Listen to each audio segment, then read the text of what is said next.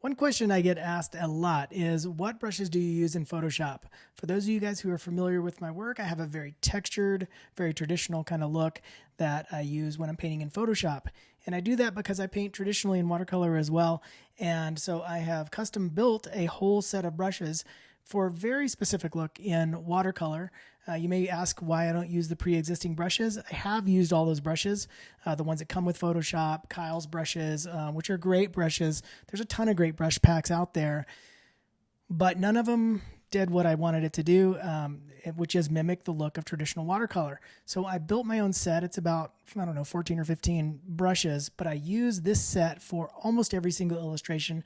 And I wanted to share those with you now, and not only share the brushes, but show you how to work them. Because if you don't know how they work, then it's hard to get the actual look from the brushes. If you just download a brush pack, you could use them any way you want to, but you might not get the look that you're after. So I wanted to show you that, and the brush pack is available if you want to check it out yourself. There's a link below, and it'll take you to my website and show you that brush pack too. But without further ado, let's go ahead and get to the demo. All right, I wanted to go ahead and dive in and show you guys my brush pack and show you the brushes that I use for almost every illustration I make. These are custom built for making a watercolor type look. There's a ton of great brushes out there for all kinds of different looks, and there's even a ton of brushes out there for watercolor look as well. So why should you even think about following kind of the steps I'm doing here and going with this brush pack? I did make this into a brush pack. If you want it, it's available on my website, and that description and link is down below. So check it out if you want to, if you're interested in this kind of stuff. I built these because they are a self-contained group of brushes, which I'll show you here up in the upper left. I know this is small right now, but this guide does come with it. And it shows you, let me zoom in, the icon for what each one of them is, the mark that it makes, and sort of how I think about what mark it is and how do I use that brush. And so you can download a million brush packs, but it doesn't mean you're going to get good results with them if you don't know how to use the brushes that come with them. I mean, you can see 1,000 texture brushes or 1,000 watercolor brushes, and they behave differently based on the application. It's not just the mark that it makes, but it's the application of the mark. And so I've got this image, this sailboat image over here to the left. That's an image that I painted with these brushes in this pack, and so you can kind of see the look that it gives. But let me go ahead and just do this quick demo, and I'll walk through each one of the brushes, and you can kind of see what it does and how I think about it. So here's my list right here over to the side, Lee's watercolor brush set. I'll start off with a smooth pencil. Let me go ahead and make another layer real quick. And I'm not going to do this whole painting, obviously, but I just wanted to show you kind of how I think about it. The smooth pencil, the first one, is a really naturalistic pencil, kind of almost like a mechanical pencil. That's how I think about it. Really great for just making drawings and stuff. And you can see how much it's used over here in the image on the left. As a matter of fact, I'll just go ahead and paint maybe the roof without the windows in there, just for this quick demo, so you can kind of see how I lay it in. So I just use it really loose, kind of scraggly line. It's a fairly dark brush, or in terms of a mark. It's a kind of a pencil, emulating a pencil. So I use that for a lot of the line work. I also use the second one, Lee's charcoal line. I'll go ahead and do that here. It's a little bit lighter, a little bit naturally thinner than the first pencil. So it's mainly these two pencils that I use for making all the lines. They're really good pencils. Like I said, I've custom made this whole set to have a specific look. And you don't have to buy my brush set. You can make your own like that. But if you do want this contained group, I have spent a long time building this exact thing.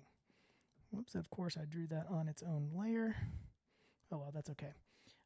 So the next brush, so we've got basically the kind of the similar look to the lines. Now we got to do a fill, and we're going to start painting at this point. So you get your drawing kind of done in, and I'll go ahead and make a selection. And I do this a lot, whether it's with a layer mask or just the magic wand, the lasso tool, stuff like that, All right, so I'm going to go to Lee's Broad Washer brush. This is my main watercolor brush, And, you know, a lot of people when they're painting, myself included, when I was originally starting, you start by painting like this. You know, you're filling stuff in, your brush is moving. And I occasionally do that depending on what the subject matter is. But how I use these brushes now is way bigger. And I hold my tablet way over here to the side. Here, I'll see if I can make the camera bigger. There we go. So I hold this like way back out here, and big brush, and I just fill it in. So I think of this brush as a wash, if that makes sense. So it's just kind of washing over. You can see there's some pretty nice texture within it, and I'll typically lay in a couple of those depending on how dark I want to go. I'll just do like a mid value here. It's a really fantastic brush for big fills, and even just that by itself looks pretty good. It's not bad. Now you'll see there's basically 4 other brushes underneath that, and I use those to build in texture over a wash that I already have. And so you can obviously see we already have a texture here. And so this first one is an extremely textured brush. It's called Lee's Textured Watercolor Layering Brush. And you can see it's just making marks. Here, let me turn off my selection. You can see that's the kind of marks that it makes. It's just kind of a wild brush, but it gives you all this kind of stuff. If I go back and turn that on and off, you can see the effects that we just made. I should have done that on its own layer, but whatever. I'll just build all these on one layer. It doesn't matter. But that's a texture brush. All of the next 3 brushes do a version of that. So that one's a really grainy texture brush. You can see that one right up here, Lee's Textured Watercolor Brush. The next one's called a Watercolor Buildup Brush. This one is good, again, for just modifying a wash. You see that kind of going in there.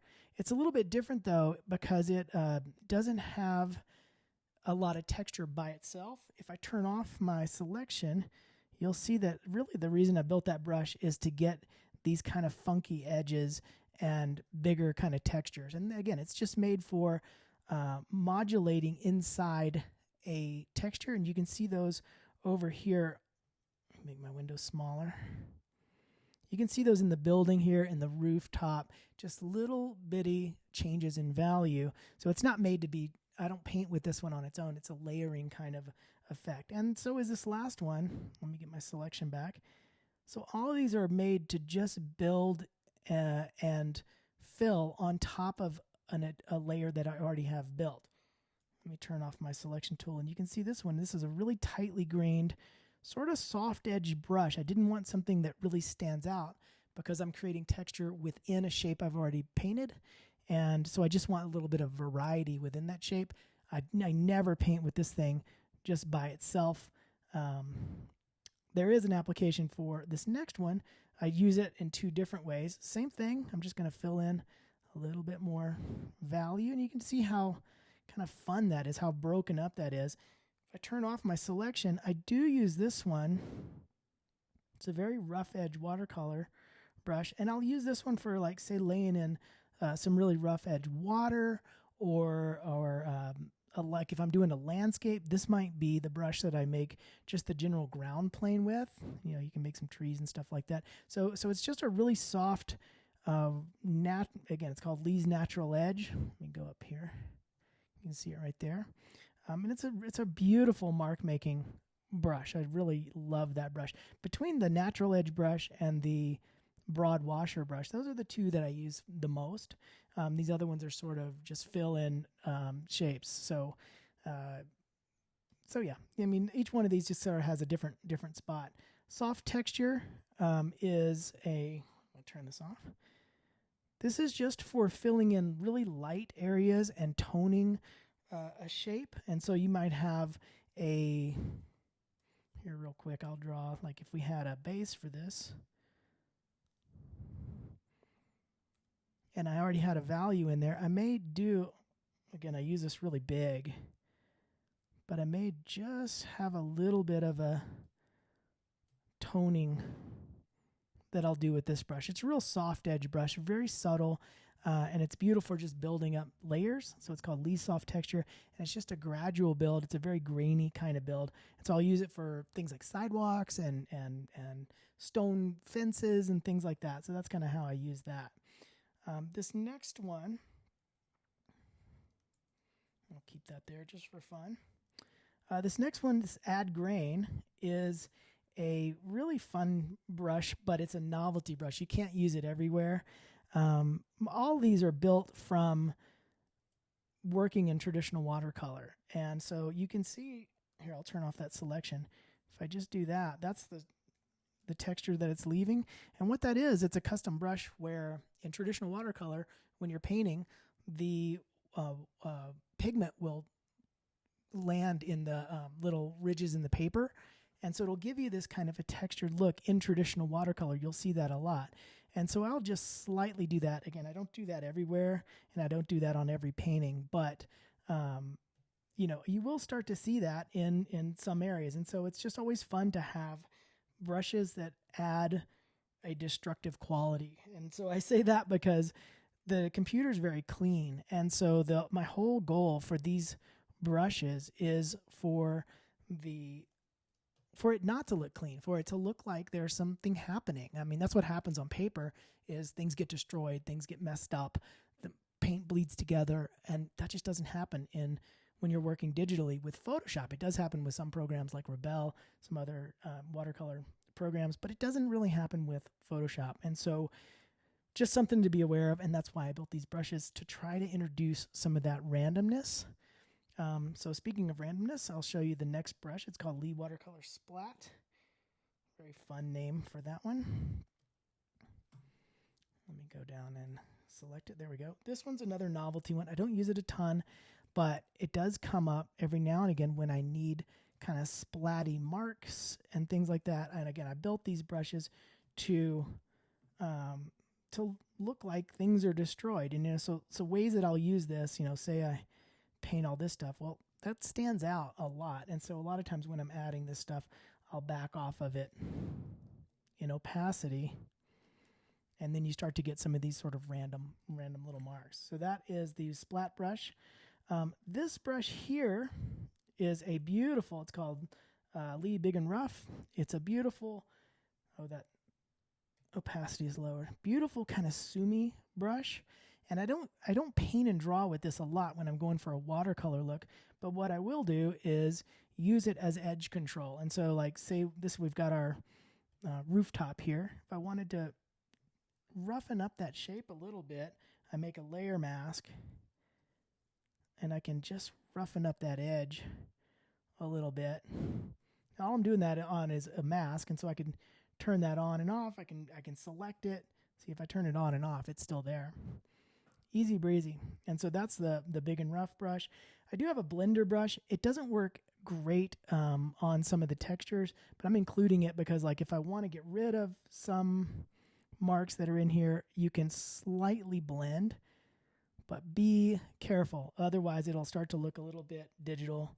I'll show you. See, if I go too wild, that doesn't look like it blended in at all. It doesn't work at all. And so sometimes you can play around with sample all layers and just mess with some of the settings. But it's just a blend brush. It works okay. I'm still modifying that one just a little bit. I don't use it a ton, but I thought I'll include it. The figure shading brush, it's called that because I used it in a figure class that I did for how to draw the figure. But it's a real nice grainy sort of shader, and that's how I used it in the figure drawing class, is just to add some kind of shading. So it's a nice one to build up some darks, real subtle darks. Here, let me make a new layer and set it to multiply. So I might use it to darken little edges and darken areas without modifying the shape that's underneath it too much. It's just a really soft, grainy sort of blender, almost like shading with the side of your pencil. And that's what that brush is. I do have this wonderful splatter brush, and it can get away from you real quick. So you got to use it, some of these things, just really subtly. But here, that's what it looks like if I just press down all the way. It's just a real splattery kind of brush. And this is another one that I'll do a low value. So like, watch, I'll select this white and just barely bring some in. And it just, again, makes a little bit of a natural kind of a texture. And then last but not least, I just have the classic hard controlled Photoshop brush. So the hard pressure size brush, I include that. I mean, that comes with every Photoshop brush, but I include it in the pack just so you have it right there, because I end up using this a ton.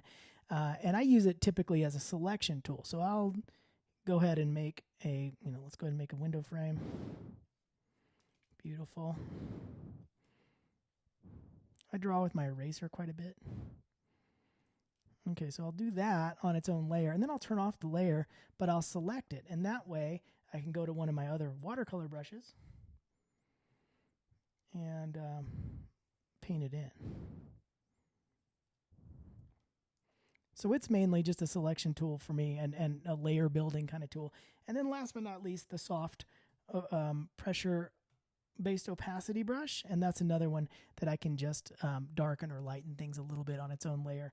A lot of times I will use the figure brush. Which one is it? The Lee figure shading brush instead of the soft one, but I include it there because those brushes you just use a lot, but they're used in specific ways. I don't paint with them, so be careful there. Anyway, that's my whole brush pack, and you can kind of see how some of these marks are showing up over here. It's just building that up. If you want the brush pack, again, head to my site that's in the link. I do include this guide, and you can have fun with some of these things. It's a really cohesive set built just for this kind of thing. So hope you enjoy. I hope you learned something. You don't have to get my brushes. Any watercolor brushes will do this, but I've just been a long time to build this look, because a lot of them get away from me really quickly. So hope it helps, and I hope you enjoyed the video. I'll see you next time.